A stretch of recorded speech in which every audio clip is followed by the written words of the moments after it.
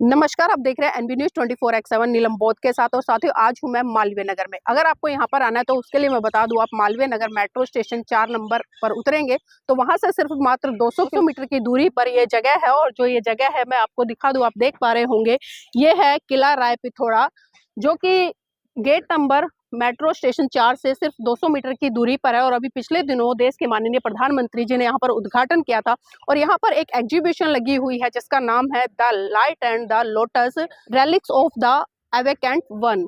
तो साथियों, आइए मैं थोड़ा सा अंदर लेकर चलना चाहूंगी आपको और दिखाना चाहूंगी यहाँ पर किस तरह से एग्जीबिशन में क्या क्या चीजें यहाँ पर रखी गई हैं। और आप देखिए यहाँ पर जिस तरह से जो सांची स्तूप है, तोरण द्वार है, उसके ही मतलब मेन एंट्री बनाई हुई है। और यहाँ पर कुछ लोग भी हैं, पहले मैं उनसे जुड़ने का प्रयास करूंगी, जानने का प्रयास करूंगी कि वो लोग कहाँ से आए हैं और क्या उन्होंने यहाँ पर देखा है और यहाँ पर देखकर किन चीजों का उन्होंने अनुभव किया है। तो सर, नाम क्या है? मेरा नाम एस.के. कोहली है। एस.के. कोहली जी, कहाँ से आए हैं? हम रोहनी से आए हैं। सर, यहाँ पर आने का उद्देश्य क्या है? ये पिपरिया भगवान बुद्ध के अस्थियां के अवशेष मिले हैं, उससे देखने के लिए आए हैं। अच्छा, ये कितने साल बाद भारत में लाए गए हैं या पहली बार आए हैं? 127 साल बाद आया, ये कहीं बाहर से आया। थोड़ा सा पिपरवा का इतिहास बताएं, क्योंकि बहुत सारे लोगों को जानकारी नहीं है इसके बारे में। शायद मेरे अपने हिसाब से भगवान बुद्ध के जो धातु थे डिवाइड हुए, तो 8 भागों में डिवाइड हुए थे। तो एक भाग शायद पिपरिया वालों को मिला था, तो जिनका वो अवशेष मिले हैं। तो ये पिपरिया वर्तमान में भी है कौन सी जगह में? भारत का कपिल वस्तु है, उसके बॉर्डर पे ही है, मतलब नेपाल के। तो सर, यहाँ पर देखकर कैसा लगा? क्या कुछ नया देखने को मिला? कैसी अनुभूति हुई? अनुभूति बहुत अच्छी हुई। मतलब यहाँ हमें तो बिल्कुल जीता नया इतिहास देखने को मिला, सुनने को मिला। नया इतिहास है, पुराना इतिहास है सर? नया बना के मिला। अब हमें है तो पुराना इतिहास, लेकिन अब नया बना जी। सर, आप कहाँ से आए? सर, बौद्ध है या हिंदू है? हम बौद्ध हैं जी। अच्छा, बौद्ध होने के नाते देखना है इसको? बुद्धिज्म में हमें डॉक्टरेट डिग्री मिली अभी जी। चलिए, उसके लिए बहुत बहुत बधाई हो। बहुत बहुत तो देखिए, यहाँ पर जितने भी लोग हैं सबके गले में पंसील का पटका दिखाई दे रहा है। इससे परिलक्षित हो जाता है कि बौद्ध है। सर, आप कहाँ से आए हैं? मैं कराड़ी से आया, दिल्ली से। दिल्ली से। नाम क्या है? सूरज बल गौतम आप पहली बार आए हैं यहाँ पर? जी। तो कैसा लगा यहाँ पर? बहुत अच्छा लगा। बौद्ध है या हिंदू है? बौद्ध। अच्छा, बुद्धिज्म के बारे में कुछ ऐसे विचार हमें बताएं जो यहाँ पर आपने देखे हों, समझे हों और लोगों में एक प्रेरणा दे सकें। ये तो देखिए, पूरी हमारे भारत में जहाँ तक हम घूमे वहां तक यही अवशेष मिले। नया ये है कि दिल्ली में इन्होंने एकत्रित करके, और बाहर से भी कुछ, इंडिया से बाहर से भी लाए गए, वो अवशेष रखे हुए हैं। अवशेषों के बारे में तो पहले से भी जानकारी है, वही अवशेष है। ये है कि दिल्ली वालों को पता लग जाएगा, तो ये है। और यहाँ तक मैं कहूँ दूसरी बात कि हमारे प्रधानमंत्री जी ने ये अपनी यादगार के लिए बना दिया, ताकि आप ये अपनी यादगार के लिए बना दिया कि मोदी जी ने कभी प्रधानमंत्री बने और ये म्यूजियम बनाया था यहाँ। लेकिन सर, एक चीज जी सर, एक चीज हम देखते हैं, क्योंकि अभी हमारे देश के माननीय प्रधानमंत्री जी, हम देख रहे हैं बहुत बड़े बड़े ऐसे कार्यक्रम हो रहे हैं बुद्धिज्म को लेकर। और अभी हम देख रहे हैं कि अमेरिका में भी एक यात्रा निकल रही है वर्ल्ड पीस के लिए, जहाँ पर मोंग बहुत मतलब पीसफुली मार्च कर रहे हैं। और हम ये भी देखते हैं कि जब हमारे देश के माननीय प्रधानमंत्री जी विदेश में जाते तो बड़े गर्व से कहते हैं कि मैं बुद्ध की धरती भारत से आया हूँ। लेकिन कहीं ना कहीं उस बुद्ध की धरती भारत में द्वंद्वात्मक एक युद्ध सा नजर होता आता है दो संस्कृतियों में। तो उसको कैसे देखते हैं? अभी तो हम ऐसे कहें कि जैसे राजनीतिक झोपड़ी में आग लगाएंगे, वहां कम्बल बांटने चले जाते हैं उसी जगह। तो ये दिखावे के लिए तो कर रहे हैं, बुद्ध धम्म का प्रचार, और अंदर से खत्म करने का भी काम कर रहे हैं। बुद्धिस्टों पे कहीं अत्याचार भी खूब हो रहे हैं। बुद्धिज्म की जहां हम सभाएं करें, जहां हम कोई फंक्शन करना चाहें, वहां हमें रोक दिया जाता है, वहां परमिशनें नहीं दी जाती। ऐसा खूब। अच्छा, आज पूरे विश्व में शांति को स्थापित करने के लिए आपको क्या लगता है कि कौन सा ऐसा धर्म है जो सबको एक साथ लेकर एक सूत्र में पिरोकर आगे बढ़ सकता है? केवल एक ही धर्म है, वो बुद्ध मार्ग ही है जो शांति स्थापित कर सकता है। जी। चलिए, और भी लोग हैं, उनसे भी जुड़ेंगे। सर, नाम क्या है? त्रिलोकीनाथ बौद्ध। त्रिलोकीनाथ बौद्ध। कहाँ से आए हैं? पुटकला ग्राम सभा पलोट से। सर, यहाँ पर आने का उद्देश्य क्या है आपका?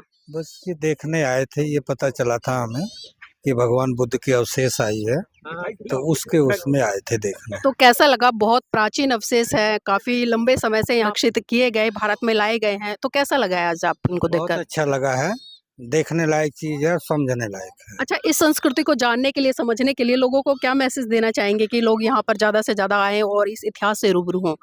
ये पढ़े लिखों के लिए ये आसान है, वो चाहें तो इसको समझ सकते हैं। अनपढ़ नहीं समझ सकते, अनपढ़ तो बताए हुए पे समझ सकते हैं, लेकिन पढ़े लिखों को ज्यादा जरूरत है। लेकिन देख के तो समझ सकते हैं ना, जब यहाँ पर आएंगे, देखेंगे और लोगों से चर्चा करेंगे, पढ़ेंगे तो तब तो समझ सकते हैं ना। हाँ, वो समझ सकते हैं, लेकिन पढ़े लिखों से ज्यादा वो समझ जाएंगे वो।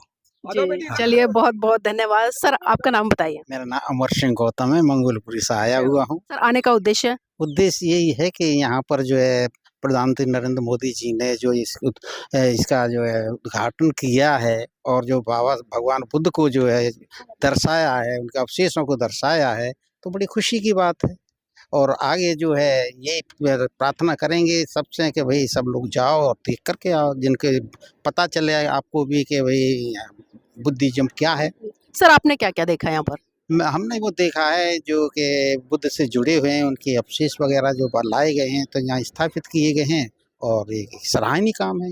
इतनी बड़ी प्रदर्शनी लगाई गई है, इतना बड़ा एग्जीबिशन है, लेकिन हम भारत में कहीं ना कहीं देख पाते हैं कि जाति के आधार पर आए दिन अत्याचार शोषण हो रहे हैं।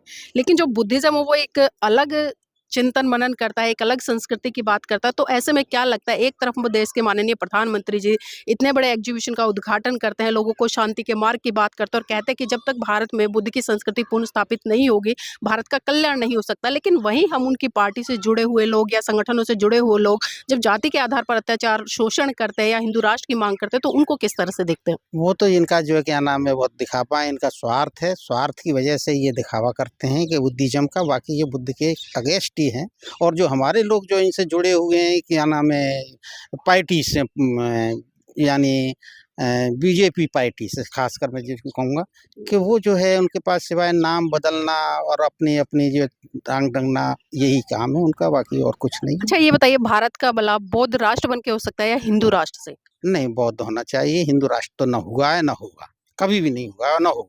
नहीं, हिंदू राष्ट्र में बुराई क्या है? क्योंकि तमाम लोग कहते हैं कि हिंदू राष्ट्र में बहुत सारी अच्छाइयाँ, आप इसमें बुराई क्या देखते हैं? बुराई उसके अंदर जो सबसे बड़ी नीच ऊंच की भावना है, और जो है उनके अंदर जो है यही चीज है कि सबसे बड़ा जो है हिंदू हिंदू और सनातनी सनातनी, और ये समय समय पर कुछ न कुछ ऐसा प्रोपेगेंडा बच्चा।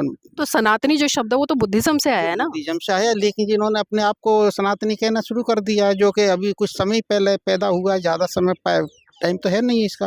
जी, चलिए ठीक है सर। तो देखिए अपने अपने तरीके से अपने विचार यहाँ पर लोग साझा कर रहे हैं। सर आपका नाम क्या है? नाम महेंद्र सिंह है जी। महेंद्र जी कहाँ से आए हैं? मैं कराड़ी से आया हूँ। किराड़ी से आए। तो यहाँ पर आकर कैसा लगा, पहले थोड़ा सा ये बताएं हमारे दर्शकों अच्छा लगा है कि हमारी संस्कृति कम तो यहाँ धरोहरें हैं, दिखा तो रहे हैं, और हम लोगों को नजदीकी लोगों को देखने को मिलेगी। तो क्या कुछ नया देखा यहाँ पर? ना तो कुछ नहीं है, बस यही है कि पुरानी चीज वहां से ला कर यहाँ स्थापित कर दी है। तो आप लोगों के लिए तो नहीं है ना, 177 साल बाद वापसी हो रही है। वो सही बात है, जी लेकिन यही नया है कि यहाँ ला कर दिखा दिया। हम तो अभी देख कर आए, तो अपना ये दिल्ली से बाहर भी बहुत कुछ थी, और फिर बहन जी ने सब कुछ दिखा रखा है।